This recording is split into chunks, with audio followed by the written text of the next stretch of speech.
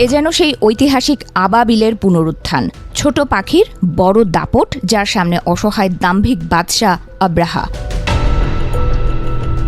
আধুনিক সামরাস্ত্রের ঝনঝনানি আর পশ্চিমা প্রযুক্তির দাপটের সামনে একাকী দাঁড়িয়েছিল বিধ্বস্ত এক ইরান। কিন্তু সেই ধ্বংসস্তূপ থেকেই জন্ম নিল এমন এক শক্তি যা আজ বিশ্ব সামরিক সমীকরণই ওলটপালট করে দিয়েছে। অবিশ্বাস্য মনে হলেও সত্য, একসময় খেলনা আকৃতির ড্রোনের হাত ধরেই ইরান আজ বিশ্বের আকাশপথের নতুন এক আতঙ্ক হিসেবে আবির্ভূত হয়েছে। বিপ্লব পরবর্তী সময়ে যুক্তরাষ্ট্রের প্রকৌশলীরা যখন ইরান ত্যাগ করেন, তখন দেশটির কয়েকশো কোটি ডলারের F-14 টমক্যাটগুলো ছিল কেবলই অকেজো লোহার স্তূপ। যন্ত্রাংশের অভাব আর নিষেধাজ্ঞার বেড়াজালে বন্দী ইরানের বিমান বাহিনী ছিল সম্পূর্ণ পঙ্গু।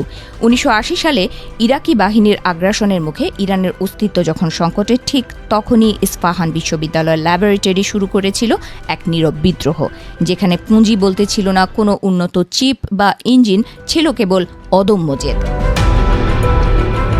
1983 সালের সেই খেলনা বিমান প্রথমবারের মতো ইরাকি সীমানার 40 কিলোমিটার গভীরে প্রবেশ করে নিয়ে এলো শত্রুপক্ষের সামরিক স্থাপনার ক্রিস্টাল ক্লিয়ার ছবি।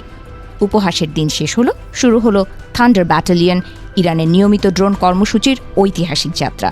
এরপর আর পেছনে ফিরে তাকাতে হয়নি। গোপনে দুবাই আর সিঙ্গাপুরের মধ্যস্থতাকারীদের মাধ্যমে বিভিন্ন দেশের সিভিল চিপ সংগ্রহ করে দেশীয় প্রযুক্তিতে সেগুলোকে সামরিক রূপ দিতে শুরু করেন ইরানি প্রকৌশলীরা। ইরানের এই ড্রোন বিপ্লবের মূল দর্শন ছিল অত্যন্ত চতুর এবং সাশ্রয়ী।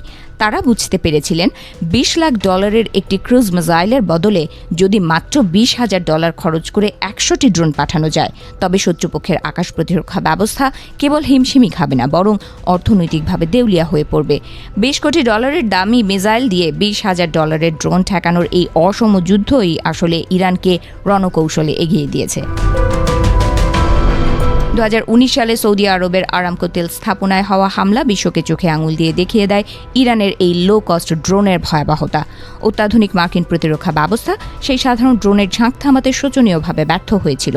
মাত্র কয়েক মিলিয়ন ডলারের ড্রোন ব্যবহার করে কয়েক বিলিয়ন ডলারের অর্থনৈতিক ক্ষতি করার এই যে ক্ষমতা, এটিই মূলত আধুনিক যুদ্ধের সংজ্ঞাকেই বদলে দিয়েছে চিরতরে।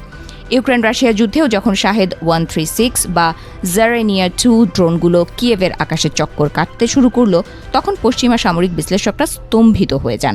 4 দশক ধরে কঠোর নিষেধাজ্ঞার মুখে থাকা একটি দেশ কিভাবে এমন প্রযুক্তি রপ্তানি করছে যা ইউরোপের যুদ্ধের গতি প্রকৃতি নিয়ন্ত্রণ করছে?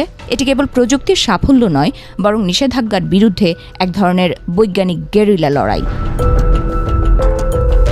80 দশকের সেই 50 কিলোমিটার পাল্লার ড্রোন আজ 2026 সালে এসে হাজার হাজার মাইল পাড়ি দেওয়ার ক্ষমতা রাখে।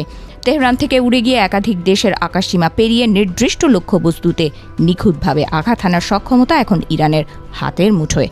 এই দীর্ঘ পথ চলায় ইরান কেবল অস্ত্র তৈরি করেনি, বরং তৈরি করেছে এমন এক অর্থনৈতিক যুদ্ধের মডেল যেখানে স্বল্প ব্যয়ে শত্রুকে সর্বোচ্চ চাপে রাখা যায়।